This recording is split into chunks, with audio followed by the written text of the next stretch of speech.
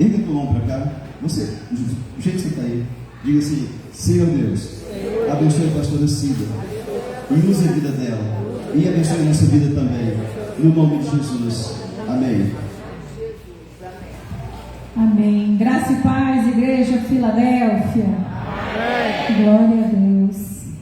Enquanto eu abro aqui a minha Bíblia e o meu preparo, eu gostaria de fazer um comentário breve aqui do terceiro louvor. Amados, eu sou muito reparadora, eu confesso, não tenho pecado. Eu olhei para o pé do pastor e para o pé da diaconisa Ana Paula. Quem gostou de samba é difícil. Eu falei para a Camila: dá uma olhada no pé do pastor, dá uma olhada no pé da Ana Paula, mas não olha para o meu pé. Glória a Deus. Porque nós dançávamos lá para o mundo, e por que hoje nós não nos expressamos na presença desse nosso Deus? Nós dançamos sim, nós expressamos sim, é para o Senhor. E a diaconisa Eliane está para lá já? Queria levar os três, está sem aqui?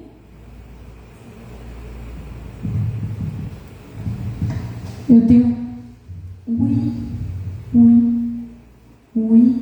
oi, alô, graças a Deus. Amém. Eduardo, eu tinha vontade de levar as três filhas da Eliane para minha casa, e ela nunca deixou. Aí uma casou e as outras duas estão quase casando, e agora já foi. Vocês viram que bonitinho? Que lindo. Vocês entendem o que eu queria levar? Lindo, maravilhoso, é para a glória do Senhor. E eu fico aqui maravilhada. Mas vamos falar da palavra do Senhor, que é para isso que nós estamos aqui, e eu creio que é para isso que Ele me trouxe. Eu gostaria de compartilhar com a igreja o que está no capítulo 13 de Mateus, uma palavra conhecida da igreja, e eu espero que Deus possa falar conosco um pouquinho mais nesta noite. Eu creio que Ele já começou falando, pelo menos comigo já começou. Capítulo 13, não por religiosidade, mas por reverência. Se você puder ficar em pé para nós lermos a palavra, ela é do Senhor. Nós vamos estar lendo do versículo 1 até o versículo 8. Obrigada, meu amor. Diz assim, na tradução que eu estou usando aqui: Tendo Jesus saído de casa, naquele dia, estava assentado junto ao mar, e ajuntou-se muita gente ao pé dele, de sorte que, entrando num barco, se assentou, e toda a multidão estava em pé na praia. E falou-lhe de muitas coisas por parábolas, dizendo: Eis que o semeador saiu a semear. E quando semeava, uma parte da semente caiu ao pé do caminho. Então vieram as aves e comeram-na. E outra parte caiu entre pedregais, onde não havia terra bastante, e logo nasceu, porque não tinha terra funda. Mas vindo o sol, queimou-se e secou-se, porque não tinha raiz. E outra parte caiu entre espinhos, e espinhos cresceram, e os espinhos cresceram e sufocaram-na. E outra parte caiu em boa terra e deu fruto. Um grão produziu 100, outro 60 e outro 30. Amém? Senhor Deus, em nome de Jesus, aqui está a Tua palavra, e mais uma vez clamamos para que o Senhor use as nossas vidas, para que falemos e compreendamos daquilo que o Senhor tem para nós nesta noite. Que a revelação dos céus possa trazer a nós um pouco mais do Teu pão revelado aos nossos corações. Usa a minha vida, Senhor, porque sem Ti eu não sou nada, e o Senhor pode falar muito à Tua igreja, assim como o Senhor quiser. Assim nós Te agradecemos já de antemão, no nome de Jesus. Amém. E você pode se sentar. Amados, o nosso tema hoje: que solo eu tenho sido? Que solo? Solo, terra. Que solo? Que terra eu tenho sido? Essa palavra diz que a semente foi semeada e ela caiu em 4 tipos de solos. Que solo eu tenho sido? Jesus ele falava muito por parábolas, e aqui está uma parábola. O que é uma parábola? Uma narrativa, um tipo de texto, uma história, com o objetivo moral de transmitir um ensinamento. Ela é muito parecida com a fábula, porém a fábula ela utiliza principalmente animais. Já a parábola ela utiliza personagens humanos para dar o mais possível, a gente chama isso de verossimilhança, a mais possível parecência, a aparência de verdadeiro. Ela usa personagens humanos para transmitir contextos realistas. Então, lá no versículo, a partir do 18, Jesus ele inicia uma explicação para os seus discípulos do que significa essa parábola.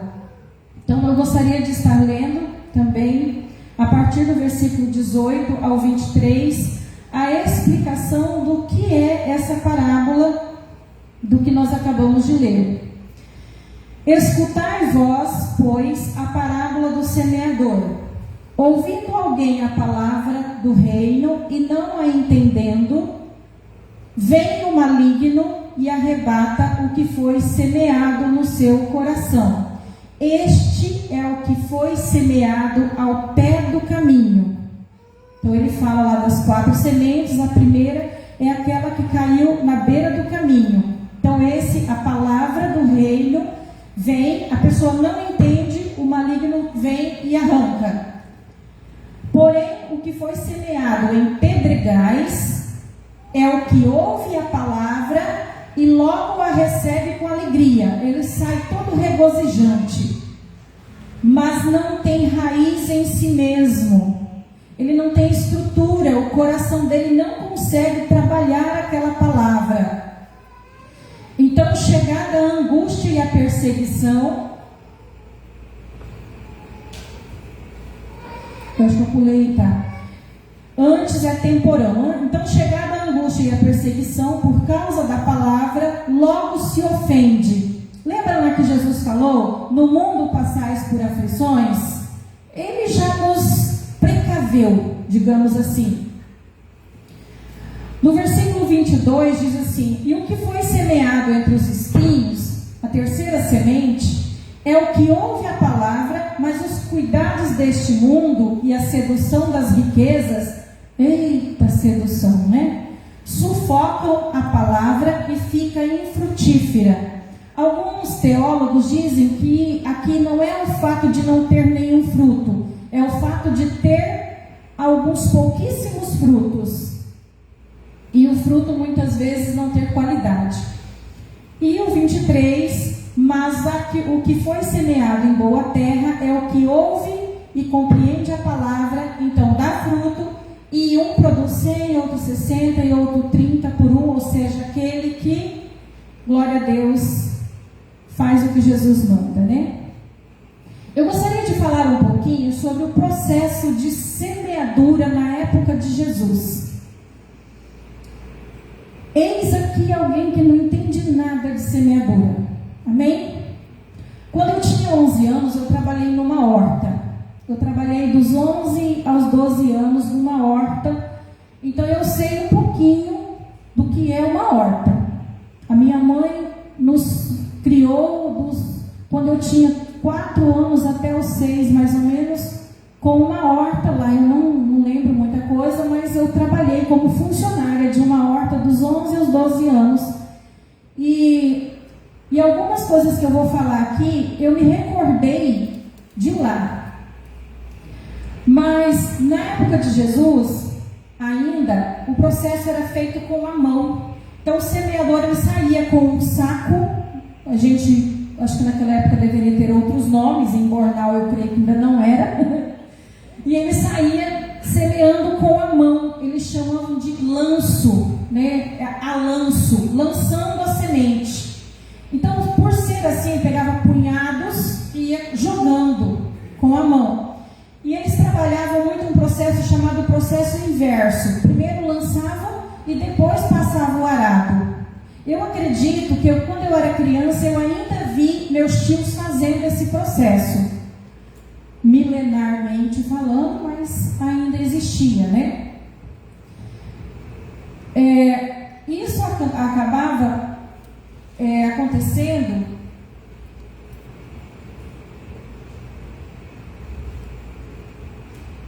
só um pouquinho. Então eles jogavam essa semente na terra seca, se bem que, aonde eu li, diz que eles esperavam as primeiras chuvas. Mas nós bem sabemos aqui na região que nós moramos que as primeiras chuvas não são suficientes para muita coisa, né? Cai a chuva, daqui 2 horas o trem está seco do mesmo jeito. E aí eles passavam então um arado, que geralmente era aquele que eu e você conhecemos bem, puxado por animais. Amém? Todos aqui conhecem, já viu. Quem tem menos de 15 anos aqui talvez não tenha visto, mas quem tem mais dessa idade já viu um arado puxado por animais para revirar a terra e para cobrir a semente e o grão. Então, geralmente, como o terreno costumava não ter cerca, essas cercas modernas, mais modernas que tem hoje, então, para separar um terreno do outro, geralmente tinha os caminhos.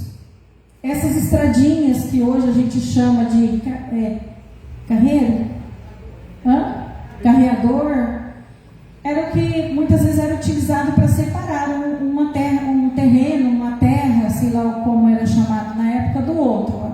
Eles chamavam de trilhas de passagens, né? Ou de corredores de caminhos. Então, pensa comigo aqui, como é que fica ali? Tem como plantar alguma coisa naquele lugar? Pense em algum lugar que já há 20 anos é batido ali com carroça, naquela época não tinha, né? Eu acho que a carroça, não sei. Mas é batido por pisar de animal ali o tempo inteiro, por pessoas pisando. Tem como plantar uma semente? Dificilmente ela vai germinar. Então, à beira do caminho, geralmente era aquele lugar ali. Essa primeira semente que Jesus trata seria a semente caída naquele lugar. Então, geralmente, dificilmente uma semente não cairia ali, porque como ele ia jogando, ele não tinha muito controle, digamos assim, onde que uma semente ia cair ou a outra. Então, quando Jesus faz essa analogia desse texto com a semeadura, ele sabia do que ele estava falando, ele sabia do que ele estava retratando de fato uma semeadura. Amém? Então aqui nós já estamos com uma aula pronta sobre semeadura, sobre plantação, sobre terreno. Amém? Amém.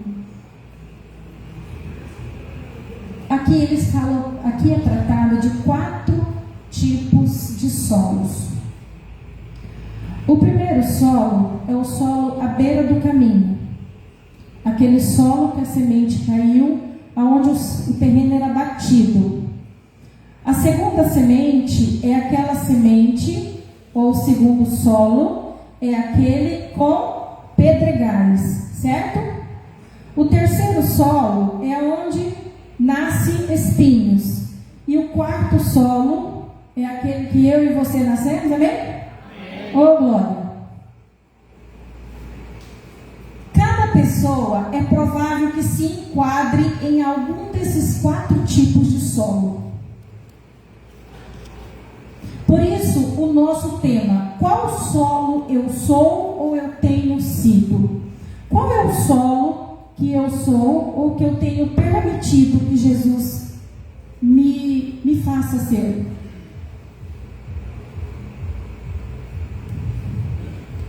A primeira boa notícia que eu queria dar para você essa noite é que eu não acredito que no nosso meio haja o primeiro solo. Eu não quero acreditar nisso. Por quê? Porque ela diz que a primeira semente, ela caiu naquele terreno batido, naquele solo batido. E o que aconteceu com ela? O que aconteceu com aquela semente? Ela foi comida. O inimigo arrancou. Essa pessoa dificilmente ela vai retornar a um contexto onde a palavra está sendo pregada. Então eu quero acreditar que no nosso meio talvez não tenha essa pessoa. Amém? Não tendo essa pessoa, a segunda boa notícia é que no nosso meio, provavelmente, glória a Deus, tenha quartos solos. Amém? Em nome de Jesus. Aquela que foi semeada em um solo fértil, num solo tudo preparado, colhe 100, 60, 30, amém? Mas eu tenho também uma terceira boa notícia. Eu acredito que é possível que no nosso meio tenha a segunda e a terceira semente. Amém? Provavelmente haja no nosso meio muitos, ou talvez nós conheçamos algumas pessoas que se enquadrem, que se encaixem nessas segunda e terceira, ou semente ou solo. Aqui nós estamos falando do solo, né? A semente ela foi lançada, mas o contexto aqui é o solo. E essas pessoas,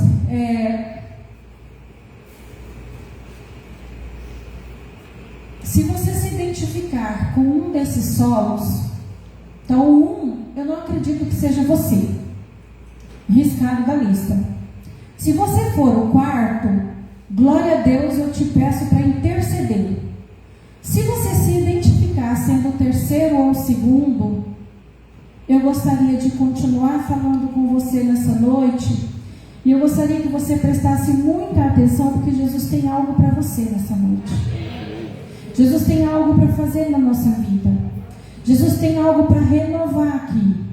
Jesus tem algo para transformar. Eu creio que pessoas entraram aqui essa noite com o solo 2 ou 3 e vai sair com o solo 4. Em nome de Jesus. Primeira coisa, a germinação, ela não morreu no terceiro e no quarto, no segundo e no terceiro solo. Elas só não deram certo. Elas não morreram. É provável aquilo que dá errado. Eu tenho uma fala que eu acho que a maioria, que quem fica mais perto de mim sempre ouve, fala assim: se não morreu, sempre dá para consertar. Já ouviu a Marcinha, sempre ouve, está lá em casa, a Camila também. Minha filha, se não morreu, dá certo. E se morreu? Jesus ressuscitou um lá, 2, 3, 4, mais um aqui, mais um lá, dá também certo. Sempre tem um jeito. Então aquilo que deu errado sempre pode ser corrigido, consertado. Basta querer, mas como cristão precisa ter fé, né? É provável que a planta que é a pessoa ou o cristão, então o solo é onde foi semeada a palavra. Segundo ou terceiro solo, terceiro ou segundo, necessite de replante. Replante. Porque suas raízes podem estar expostas, podem estar faltando terra, adubo e sabe Deus mais o quê? Porque lembra que lá no começo eu falei que eu não entendo nada de plantação? Mas Mas eu lembrei do seu nono, ele já é falecido, seu nono era o meu patrão. Ele só tinha meninas para trabalhar na horta. E ele me chamava de Mariazinha. Ele estava com quase 100 anos e ele perguntava para minha mãe: cadê a Mariazinha? Cadê a Mariazinha? Ele só pegava meninos para trabalhar porque ele achava que meninos poderia bater de frente por serem adolescentes. Então, essa parte de semear, ele fazia, mas nós fazíamos a parte do replantar. Então, quem já viu uma horta, hoje em dia, com essa hidropônica aí é diferente, né, gente? Tudo de bom. Ai, tecnologia. Se não fosse a coisa ruim, seria só coisa boa, né? Então, nós fazíamos lá com o dedinho, cavava um buraquinho, colocava. Só que aquela parte que caía entre um canteiro e outro, às vezes era uma mudinha. Dependendo da hortaliça, nós não queríamos estragar aquela muda, porque às vezes era uma muda difícil de brotar, de germinar. E a gente ia com cuidado. E a gente colocava num lugar mais no meio do canteiro. E aí, por que ele gostava de algumas meninas mais do que as outras? Porque algumas faziam de qualquer jeito, e a gente ia lá com cuidado e colocava lá no meio. Qual que é o processo do replante? Eu fui pesquisar um pouquinho, é lógico que tudo que eu estou falando para você aqui é com muito resumo. É uma técnica que, aliás, eu vou falar aqui de uma técnica chamada de cobertura morta, que vem do inglês mulch. Ela protege as raízes contra o ressecamento, evita o apodrecimento e fornece nutrientes necessários para a planta fixar e crescer. Que eu vou falar, todo mundo já fez aqui com a orquídea. Os homens, fechou o vídeo. Só o Wilson que não. O Wilson ele é camarada, ele que vai lá e faz para Paula. Você pega galho seco, folha seca, principalmente aquelas que estão lá no meio da mata, que já está umedecida, não tem? É esse processo que a gente está com o nome tão chique aqui, mas é esse processo. Então, se a gente usa aquele material orgânico ali, a gente consegue trabalhar essa planta, mesmo que essa planta tenha ficado exposta às suas raízes, mesmo que ela esteja lá na plantação 2 ou na plantação 3, mesmo que ela tenha murchado, ou mesmo que ela tenha ficado entre os espinhos e não tenha conseguido crescer, tenha ficado mirrada. Veja bem, a técnica da cobertura morta, trazer esses insumos, faz com que proteja as raízes contra o ressecamento, evita o apodrecimento e fornece nutrientes necessários para a planta fixar e crescer. E eu estava refletindo, quem faz isso conosco? A palavra, a leitura da palavra. Se nós nos reconhecermos como um solo 2 ou 3, ler principalmente, no meu entendimento, os evangelhos de imediato, principalmente os evangelhos, vão conduzir o fortalecimento das nossas raízes, fortalecer os nutrientes para o nosso espírito, através do Espírito Santo, para que a nossa planta, o ser cristão, possa crescer.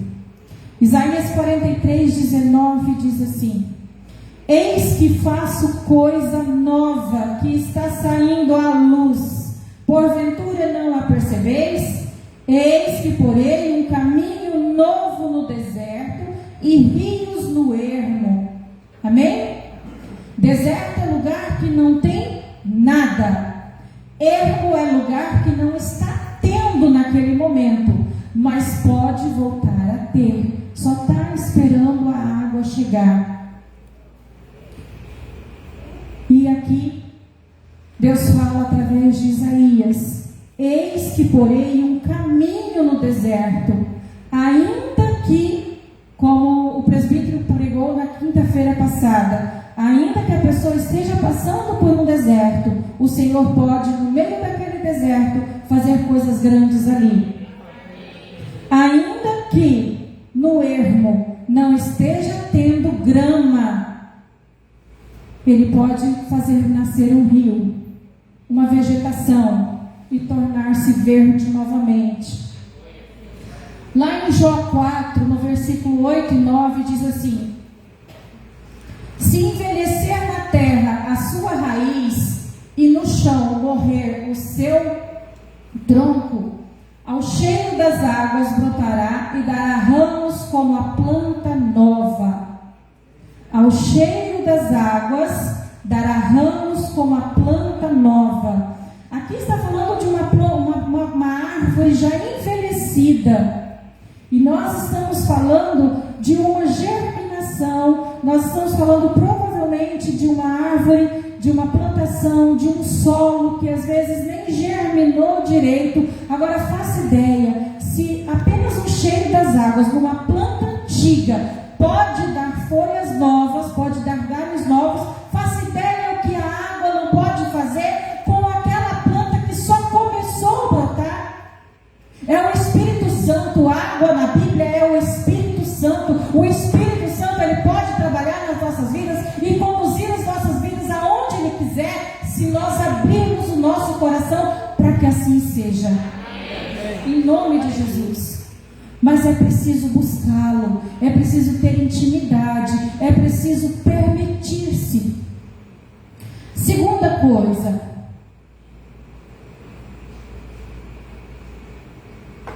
então a primeira coisa que eu disse aqui atrás é que a germinação não morreu, ela só deu errada.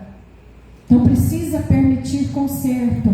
A segunda coisa é identificar o que pode estar impedindo com que essa planta não se torne frutífera. Provavelmente alguma coisa está minando, né? A gente chama uma gíria, está minando ali a frutificação, ou o crescimento, ou o desenvolvimento dessa planta. Gente, planta aqui é o nosso coração, é a nossa vida, é a nossa caminhada, é a nossa estadia dentro de casa, é o nosso contexto geral como cristão. Distração, pecado, resolver uma situação, são tantas as circunstâncias que podem ser listadas como circunstâncias que podem estar tirando o desenvolvimento, tirando a frutificação, ou tirando, né, o foco da nossa vida para que a nossa frutificação aconteça. Eu gostaria de ler em Hebreus, no capítulo 5, no versículo 11 e 12.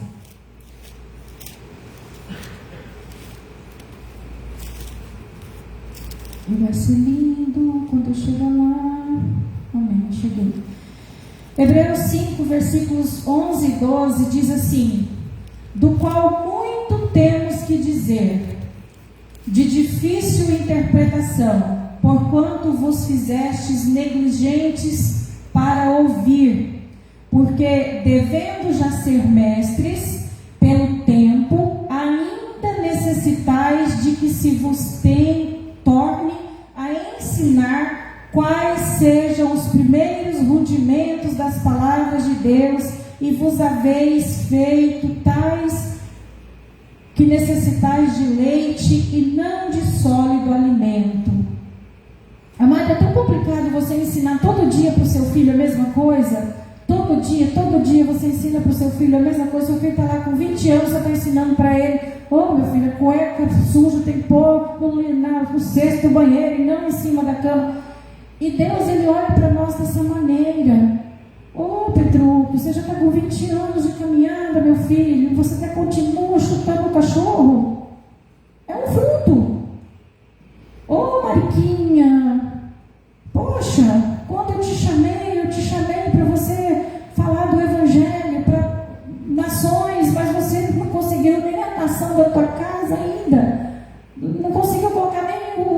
Provérbios 14:1, da mulher sábia ainda em ação. Amém? 1 Timóteo 6, 9 e 10. Está bem do ladinho aí também? Mas os que querem ser ricos caem em tentação, em laço e em muitas concupiscências loucas e nocivas que submergem os homens na perdição e ruína. Porque o amor ao dinheiro é a raiz de toda a espécie de males, e nessa cobiça alguns se desviaram da fé e se traspassaram a si mesmos com muitas dores. Aqui, amados, nós não vamos entrar nos méritos dessas palavras. Nós só estamos falando aqui de alguns tipos de distrações, amém? Então, em Hebreus lá fala do retardo do nosso crescimento, quando muitas vezes já podíamos estar com um sólido alimento e ainda estamos lá com a mamadeirona, chupetona.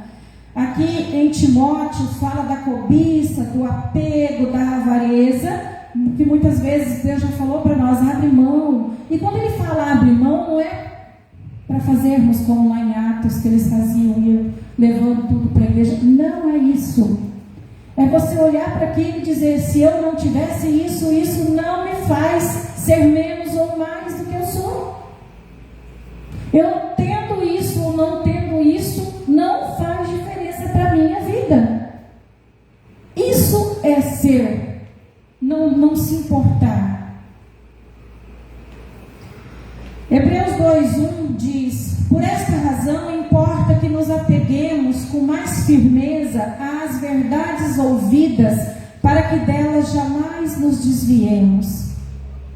Amados, a distração, eu acredito que é a arma mais utilizada, infelizmente, por Satanás nos nossos tempos. E assim, o que mais me dói é que a distração antigamente era tão fácil de ser combatida, porque era só desligar a TV. Mas hoje não, ela é explicável, ela é justificável. Você tem uma justificativa. Sabe por quê? Eu estava refletindo. O cristão, ele ora cada dia menos. Isso é fato. Isso é fato. O cristão ora cada dia menos. A finança dele fica vulnerável, a família dele fica vulnerável, o trabalho dele fica vulnerável, tudo que envolve a vida dele fica vulnerável. Ele fica uma presa fácil para Satanás. Então Satanás toca muito fácil no que ele tem. Então é muito fácil ele justificar por que ele não está fazendo isso ou aquilo. É muito fácil atualmente o cristão justificar por que ele não está congregando, por que ele não quer fazer isso, por que ele não quer fazer aquilo, por que ele não está ajudando, por que ele não está isso, é muito, desculpa a expressão, mimimi. Essa semana eu estava conversando com o pastor. Você abre hoje o Instagram, o Facebook, tem alguma coisa lá com, às vezes tem milhares de comentários embaixo, e a gente começa a ler alguns comentários, e eu não estou falando de coisas que não presta, que não pode, estou falando de coisas relacionadas às vezes ao próprio contexto da palavra. É um vídeo, é uma postagem, uma leitura, e há um debate, e você acaba se envolvendo, você põe seu comentário, papapá. E eu estava esses dias meditando, eu falei assim, eu não. E eu tomei uma decisão, acho que de domingo para cá, não sei. Falei, eu não coloco mais comentário aqui. Quando me der vontade, meu dedo coçar, eu vou colocar Jesus te ama, liberta, transforma e cura. Ele te abençoe. Nem isso precisou ainda, porque eu não coloquei mais. Em nome de Jesus. Distração. Olha que satânico. O negócio lá está falando de algo da palavra. É alguém questionando isso, é alguém questionando aquilo. oração, ela tem mudado a cara. Por quê? Porque Satanás percebeu que ele já estava vencido. A televisão já tinha sido vencida, o computador já estava sendo vencido. Então ele trouxe outras formas. Marcos 13:37 diz: o que porém vos digo, digo a todos, vigiai. E como a gente vigia, como o cristão vigia? Uma orientação, tem muitas, está em Efésios 6:18, com toda a oração e súplica, orando em todo o tempo, no Espírito, e para isto vigiando com toda a perseverança e súplica por todos os santos. Mas a terceira coisa, sobre a nossa semente, a nossa palavra de hoje, com a nossa raiz restabelecida, estando então na rocha. Em Mateus 7:24 diz que todo aquele, pois, que ouve estas minhas palavras e as pratica, será comparado a um homem prudente que edificou a sua casa sobre a rocha. Então, aquele que se identifica como a segunda e a terceira terra, o segundo e o terceiro solo, ele toma um posicionamento, ele se permite fazer o replantio, ele permite-se passar pelo processo, ele então passa a ser aquele que ouve a palavra do Senhor. Ele vai ler a palavra, ele vai permitir o Espírito Santo ministrar ao coração dele e vai se tornar aquele comparado a um homem prudente que edificou a sua casa sobre a rocha. E lá no texto continua dizendo que pode vir o vento, que a casa não cai, não desmorona. Amém? Então, essa pessoa com a casa restabelecida na rocha, essa pessoa que ela permitiu que o Espírito Santo fizesse o replantio, que ela permitiu que o Espírito Santo ajudasse ela a sair da semente 2 e 3, querendo estar na semente 4, ela consegue com mais facilidade o alcance do milagre. Provavelmente são pessoas que buscam milagres. Provavelmente são pessoas que estão buscando por restauração de casamento. Provavelmente são pessoas que estão buscando por restauração financeira. Provavelmente são pessoas que estão buscando por direcionamentos. Provavelmente são pessoas que às vezes estão buscando por direcionamentos em todas as áreas, porque às vezes são pessoas que se sentem perdidas. Provavelmente não estão orando, ou se estão orando muito pouco, porque ela ora, fala, mas ela não consegue ouvir o que o Espírito Santo fala. Ela consegue, se ela se permitir, deixar o Espírito Santo curar, fazendo esse replantio, se permitindo sair dessa semeadura que deu errado, mas o Espírito Santo de Deus replantando, assim como eu fazia lá na horta do seu nome, há 30 e tantos anos atrás, e como você deve já ter feito na sua hortinha lá de casa, assim como você deve ter feito com a sua mudinha de café. Eu tenho vontade de plantar café um dia, só me chamaram para colher café. Outra coisa, Deus pode fazer com o nosso solo recuperado, se torne mais fácil alcançar o milagre, se torna mais fácil alcançar o casamento reconstruído, porque às vezes o nosso eu, o nosso ego é que está lutando, e é o Espírito Santo que passa a lutar, é o Espírito Santo que passa a pelejar. Amém? Eu acredito que essa planta, o cristão, a pessoa, que sou eu, que é você, eu não sei quem, que era a pessoa 2 ou 3, que era a semente, que era o solo 2 ou 3, ela passa a poder frutificar como a semente 4, porque o solo do coração dela foi reprogramado pela palavra, amém? Pelo Espírito Santo, pela água da vida, e você passa a frutificar 100, 60, 30 ou a quantos Ele quiser por um, pelo solo do teu coração, pelo solo do teu querer, do teu entregar, da tua vida, em nome de Jesus. 2 Coríntios, eu esqueci de colocar onde aqui. Que legal, né? E assim, se alguém está em Cristo, é nova criatura. As coisas velhas, as coisas antigas já passaram, eis que se fizeram novas, amém? Glória a Deus. Filipenses 3, 13 e 14. Esquecendo-me das coisas que para trás ficam e avançando para as que diante de mim estão, prossigo para o alvo, para o prêmio da soberana vocação de Deus em Cristo Jesus. Amém? Essa é a palavra que eu gostaria de deixar para você nesta noite, do coração de Deus. E eu gostaria de convidar você nessa noite a se colocar em pé. E enquanto esse louvor toca, vai tocar um pouquinho mais baixo, você pode apagar a luz.